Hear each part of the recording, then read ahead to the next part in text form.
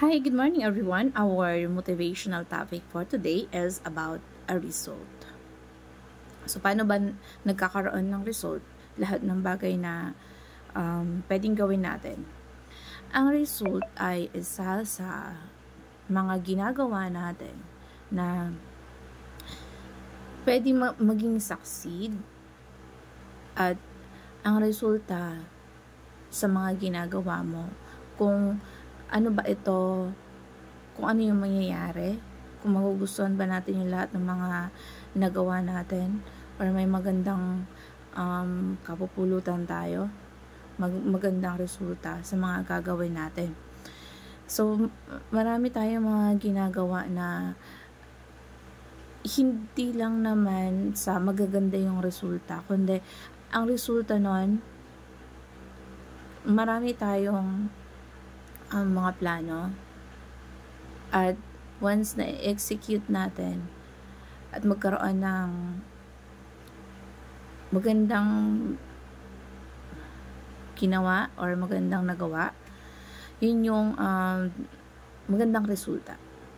So, ang resulta sa mga iniisip mo, minsan kasi sa atin, yung mga bagay na iniisip lang natin pero hindi tayo gumagawa. Hindi tayo nagkakaroon ng inaction sa mga pwede nating isipin kung paano yun i-execute. So, ang resulta ay isa sa mga dapat tinitingnan mo din. Kung meron kang decision or plano, hindi mo lang dapat sinasabi to. Hindi mo lang dapat sinuggest to. Kundi ipakita mo. In action. Kasi marami sa atin na ikailaman natin to o hindi. Na iniisip lang natin or sinasabi lang natin yung mga plano o yung mga suggestion. Pero naisip lang natin na simulan, pero hindi natin kayang iproseso, hindi nagkakaroon ng resulta. So, ang importante sa lahat ng mga decision or plano or sinasuggest natin na nasa isip natin, kailangan nating i-process yon. Kailangan natin na gawin yon at hindi natin mararating yung point kung hindi natin nagagawa ng paraan or hindi natin ginagawa yung mga or kumaga ina-act, kasi hindi sapat na iniisip lang natin, kailangan nating ina-actionan.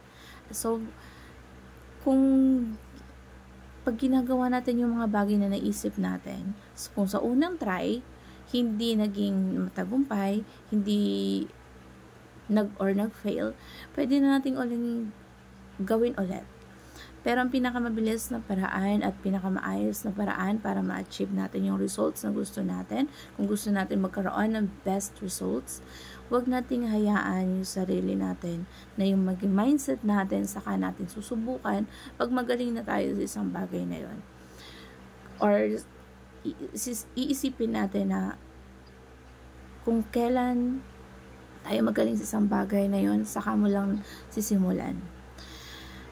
Ang pinakamagandang resulta na mangyayari sa mga iniisip mo or mga plano mo ay kailangan mo itong simulan.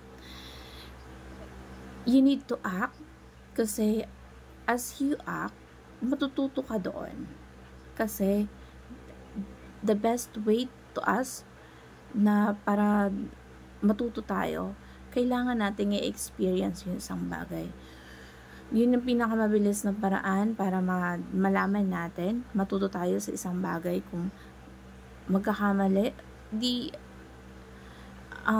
isang lesson yun para sa atin, para ulitin natin, matututo tayo na ayusin sa mga susunod. So when we act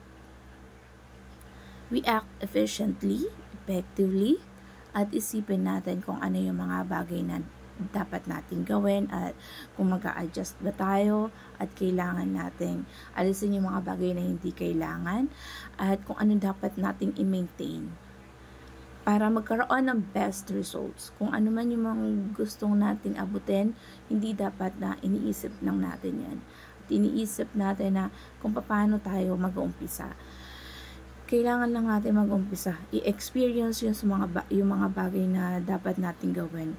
Or we start to act sa mga plano natin. Pero kung magkamali man yun, makikita mo kung ano yung mga nagiging mali mo. At kung ano yung pwede mong i-overcome sa mga bagay na pwede mo nating baguhin. Pero nandun yung experience na kung magkakamali ka, meron kang babaguhin. Meron kang pwedeng i-enhance at doon ka matututo at doon ka magiging mahusay. At kapag ka naging mahusay ka sa mga bagay na yon, magkakaroon ka ng magde-decide ka or marirealize mo na ito yung dapat baguhin. Ito yung dapat na hindi dapat gawin sa gusto mong mangyari. So, once na inak mo yung mga bagay na nasa isip mo, kailangan i-experience mo to. Dahil once na magkamali, pwede mong baguhin hanggang sa magkaroon ng magandang resulta. So, ang resulta, hindi lang dahil sa ginawa mo basta-basta. Kailangan mo itong i-polish, kung ano yung pwedeng i-polish, gawin kung ano yung tama para magkaroon ng best results.